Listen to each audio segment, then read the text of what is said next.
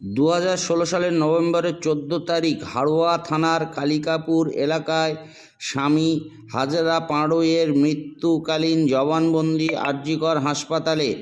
সেই মৃত্যুকালীন জবানবন্দিতে জানায় তার স্ত্রী তার গায়ে আগুন লাগিয়ে তাকে হত্যা করে।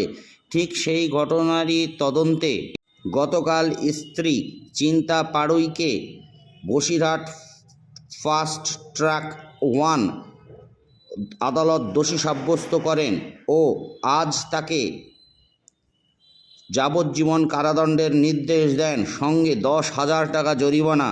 ঠিক এমনই ছবি আজ ধরা পড়ল আমাদের ক্যামেরায়।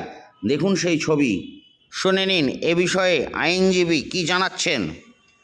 আর হচ্ছে কি রায় দিল কিসের অভিযোগে আজকে কি এটা হচ্ছে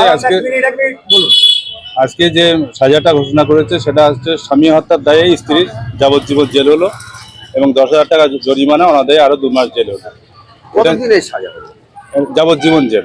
যাবজ্জীবন জেল এবং 10,000 টাকা জরিমানা, অনাদায়ে আরো 2 মাস জেল। কি জন্য? ভারতীয় দণ্ডবিধি আইনের 302 ধারা অনুযায়ী আজকে সাজা ঘোষণা করা হলো। এটা হচ্ছে হাড়োয়া থানার কেস, হাড়োয়া 435/2016, যে পূর্ব কালিকাপুর গ্রামের হাজরা পাড়ুইয়ের সাথে বসিরহাট থানার অন্তর্গত, তখন বসিরহাট থানা ছিল, এখন মাটিয়া থানা, আন্দুলকোটা গ্রামে চিন্তা পাড়ুইয়ের সাথে